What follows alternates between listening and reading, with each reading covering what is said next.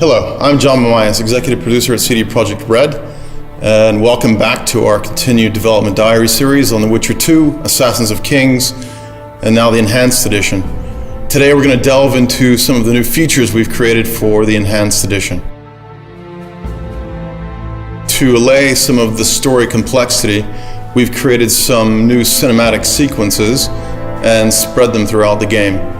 Our partner, Plattige Image, will first talk about the new intro that we've created, and after that our cinematics and art producer will talk about more of the cinematic sequences in the game. Just after finishing The Witcher 1, CD Projekt came to us with the idea of the intro for The Witcher 2, and it was quite a long time ago. It was like 3 years ago, and Witcher 2 wasn't even there. It was just an idea. The intro fills in an important piece of the backstory.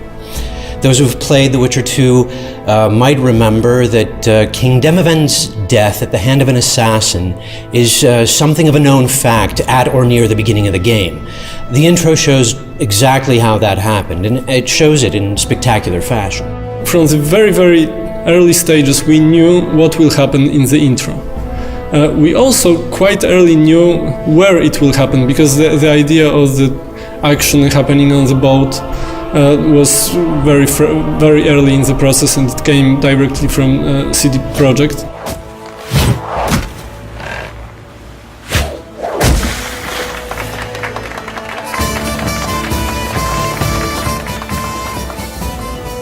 One of the very early ideas was that who is the assassin is using a hornet nest to start a chaos on the boat, and he's using this chaos to kill the king and escape from the boat. But I wasn't sure that it would really work as a cinematic experience, and after some discussions with Adam Badowski and some other people in CD Projekt, we came with the idea of the ice bomb. At the beginning we see the ship, the party, the jesters fooling around, then there's a freezing of the ship and the havoc that the assassin creates among the crew members. We wanted this final moment, crowning the whole action, to be really brutal, raw and ugly.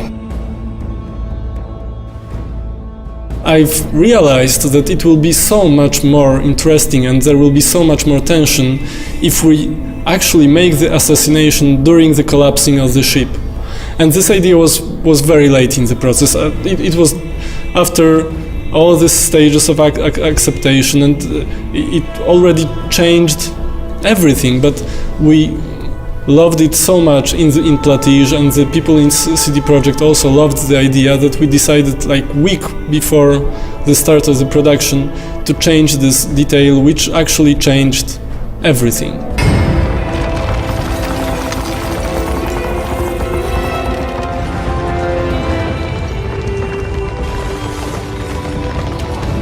You see individual steps, muscle movements, slashes, and twinkles in the eye that express ferocity or fear.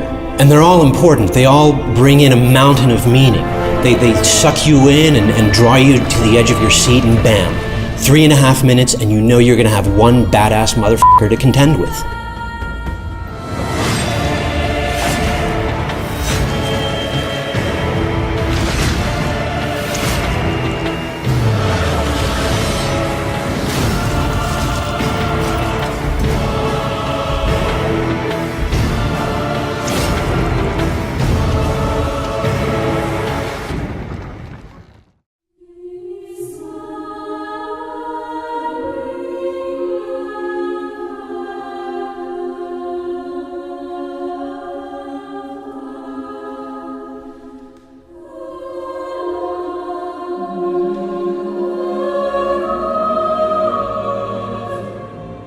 Besides the CG intro, we prepared a lot of new other video sequences. One of them are the loading movies.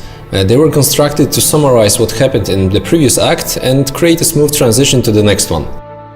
Grabbing Geralt, I embarked on a voyage upriver, deeper into the Pontar Valley. We also added 11 new cutscenes, all placed in the various places of the game. I can tell that 3 of them are showing what's going on in Loch Muin when Geralt is busy with the dragon. And the rest of them are connected with the new content of the game. Another type of video sequences that we prepared for the Enhanced Edition are the final boards. These are the short movies that are combined at the end of the game into one big movie that summarizes what happened in the game. Depending on the player choices, you can end up with 12 versions of those movies. Especially for this part of the game, we composed new music and recorded it with a live choir. The Witcher had traveled far and wide in search of the Kingslayers. Along the way, he had met both the righteous and scoundrels, Bernard Laredo amongst the latter. Additionally, we've prepared a completely new outro for the game. It was fully rendered on our own technology, RED engine. And right from the start we decided it was going to take place in a whole new location, so yeah, we created a whole new location for it, which includes like new trees, new bushes, everything, just to have it geologically different. We also wanted to create this perfect view, and I think we achieved it is with this bridge that goes across a river. There's a forest on each side of the river, there's a mountain far off in the distance. It looks absolutely stunning, and I hope you guys will like it. So we've only just scratched the surface of the new content we're adding to Witcher 2 Assassins of Kings Enhanced Edition. Stay tuned for the next dev dive where we talk about the new gameplay mechanics, as well as the new quests and the new characters.